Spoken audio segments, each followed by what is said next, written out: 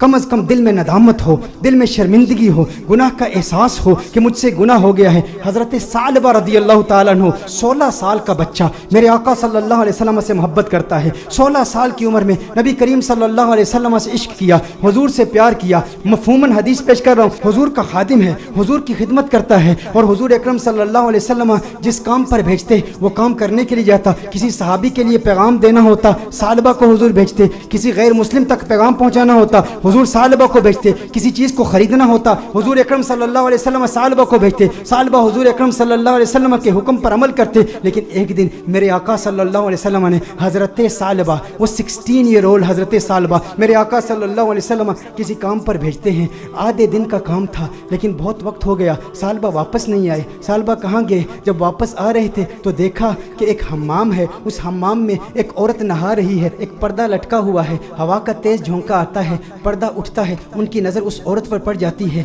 उनके दिल में कुछ रग़बत हुई, कुछ मैलान हुआ, दिल में ख़याल आया, है सालबा दूसरी नज़र तो हराम है लेकिन आज तूने किया क्या? आज तूने इस औरत को देख लिया, ये औरत नहा रही थी, तूने इस हालत में देख लिया। तेरा दावा ये है कि तू हुजूर अकरम सल्लल्लाहु अलैहि वसल्लम का ग़ुलाम है। इतनी कम उम्री में अल्लाह जल्ला व अला ने तुझे इतना बड़ा मकाम दिया, इतनी बुलंदी दी। दुनिया तुझे खादिम मुस्तफ़ा कहती है, दुनिया तुझे हुजूर अकरम सल्लल्लाहु अलैहि वसल्लम का सहाबी कहती है। हुजूर का खिदमत गुजार होके इस औरत को तूने देखा। सालबा पर रिक्कत तारी हो गई, इस कदर रोए, चेहरा आंसुओं से भीग गया। सालबा रोते हुए अपने आप से ये कहते हैं, हो ना हो मेरे आका सल्लल्लाहु अलैहि वसल्लम पर ये वही नाजिल हो चुकी होगी, अल्लाह ने कलाम किया होगा कि सालबा मुनाफिक हो गया है। हुजूर अकरम सल्लल्लाहु अलैहि वसल्लम की खिदमत में रहने वाला और इस तरह इस औरत को देख लिया, अल्लाह जल्ला व अला की वही आ चुकी होगी, किस मुंह से हुजूर की बारगाह में जाऊंगा? है सालबा अब तू इस बात का हकदार नहीं कि तू हुजूर की बारगाह में जाए। उस 16 साल के बच्चे के जहनी ख्यालात और उसके जहनी इर्तिका को ज़रा चश्मे तसव्वुर से देखें, तख़य्युल बांधें कि उसको अल्लाह जल्ला व अला ने कितनी फिरासत दी, किस कदर नदामत, शर्मिंदगी, शर्मसारी की कैफियत उसके दिल में पैदा हुई। ये शर्मसारी की कैफियत कि हमारे दिल में भी है, हम इंसान हैं, गुनाह इंसान से हो जाता है, लेकिन गुनाह के बाद हमारा रिएक्शन क्या होता है? हम क्या ढीठ हो जाते हैं? एक गुनाह हो तो उसके बाद 10-10 गुनाह करते हैं। घर में तन्हाई में पोर्नोग्राफी देखने वाले भी इस बात पर गौर करें, औरतों से बातें करने वाले भी इस बात पर गौर करें कि जिसके दिल में डर हो, जिसके दिल में खौफ हो, जिसे हुजूर का कुर्ब मिला हो, उसके दिल की कैफियत कैसे बदलती हैं। सालबा रज़ी अल्लाह ताला अन्हु रो रहे हैं, उन पर रिक्कत तारी है, हुजूर की बारगाह में हाजिर नहीं होते। सालबा कहाँ जाते हैं? पहाड़ पर जाके इबादत करते हैं, अल्लाह को याद करते हैं, रोते हैं। अब नबी करीम सल्लल्लाहु अलैहि वसल्लम ने नमाज पढ़ाई, सलाम फेरने के बाद अपने सहाबा से हुजूर ने खिताब किया, है सहाबा सालबा कहाँ है? एक काम पर भेजा था। सहाबा अर्ज करते हैं, या रसूल अल्लाह सल्लल्लाहु अलैहि वसल्लम सालबा तो आधे दिन का काम था, अभी तक वापस आए नहीं, अभी वापस पहुँचे नहीं। नबी करीम सल्लल्लाहु अलैहि वसल्लम ने इरशाद फरमाया,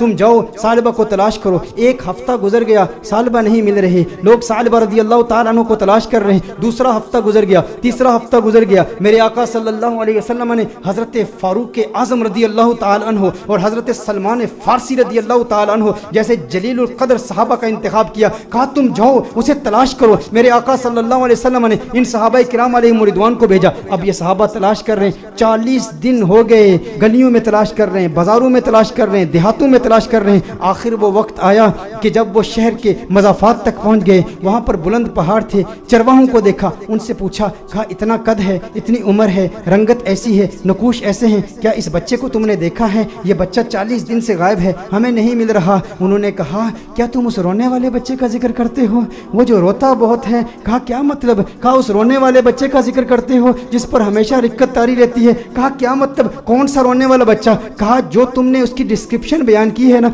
जब हम रात को सोते हैं ना तो उन बुलंद पहाड़ों से एक बच्चे की रोने की आवाज़ें आती हैं, उसकी दर्द भरी आवाज़ हमारे सीने तक पहुंचती है, वो रोता है और रो रो के अल्लाह को पुकारता है, वो माफिया मांगता है, हमें पता नहीं उससे हुआ क्या है। कहा वो आपके पास कब आता है? कहा हम चरवाहे हैं, बकरियां चराते हैं, कभी कभी आ जाता है, बकरियों का दूध पीता है और चला जाता है। फारूक आजम ने फरमाया कब आएगा? कहा ये उसके आने का वक्त है, अभी आ ही रहा होगा। फारूक आजम रज़ी अल्लाह ताला अन्हु, सलमान फारसी रज़ी अल्लाह ताला अन्हु अलहदा होकर छुप जाते हैं कि कहीं सालबा ही ना हो। देखते हैं कि सालबा आ रहा है, सालबा आ रहा है तो रो रहा है, दूध पीता है प्याले में, लेकिन प्याले में दूध के साथ उसके आंसू भी गिर रहे हैं। फारूक आजम रज़ी अल्लाह ताला अन्हु फौरन बाहर आते हैं, सलमान फारसी फौरन बाहर आते हैं, ओ सालबा तुझे क्या हुआ है? सालबा तेरा चेहरा बदल गया, इस कदर नहीफ हो गया, इस कदर कमजोर हो गया। सालबा ने फारूक आजम को देखा, कहा नहीं नहीं मेरे करीब नहीं आना, सालबा मुनाफिक हो गया है, वही आ गई ہے, اللہ نے فرما دیا ہے. کہا کاہے کی باتیں کرتا ہے,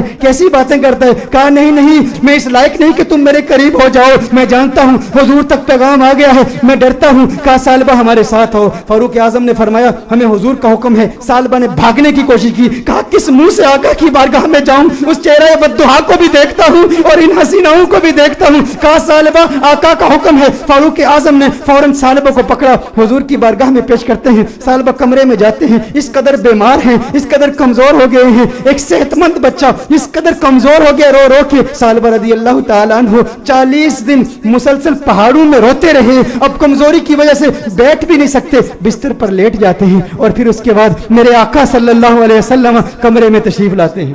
نبی کریم صلی اللہ علیہ وسلم جب کمرے میں تشریف لاتے ہیں, وہ کریم آقا ہیں, ان کی شان کریمی کے کیا کہنے, ان کی عظمتوں کے کیا کہنے. چہیتے ثعلبہ کو دیکھتے ہیں تو میرے آقا صلی اللہ علیہ وسلم بستر کے قریب تشریف لاتے ہیں, اس کے سر کو اٹھاتے ہیں, اپنی گود میں رکھتے ہیں. ارے کیا قسمت ہے اس صحابی کی. میں کہتا ہوں دوستو, گناہ ہو جائے لیکن گناہ کے بعد بھی شرمندگی بھی ایسی ہو, گناہ ہو جائے پھر گناہ کے بعد ندامت بھی ایسی ہو, گناہ ہو جائے لیکن گناہ کے بعد اپنے نفس کو سزا کا سلسلہ بھی ایسا ہو. اور پھر جب اللہ توبہ قبول کرتا ہے نا تو پھر قسمت عروج پہ ہوتی ہے, پھر اس کے مقدر یوں جھانکتے ہیں, اللہ ایسا کرم فرماتا ہے کہ اسے پھر آقا کی گود نصیب ہوتی ہے. میرے آقا ارشاد فرماتے ہیں اے ثعلبہ آنکھیں کھولو. ثعلبہ آنکھیں کھولتے ہیں, کہتے ہیں یا رسول اللہ, آقا میں گنہگار, میں سیاکار, آقا مجھے آپ کی گود ملی, میں اس قابل کہاں.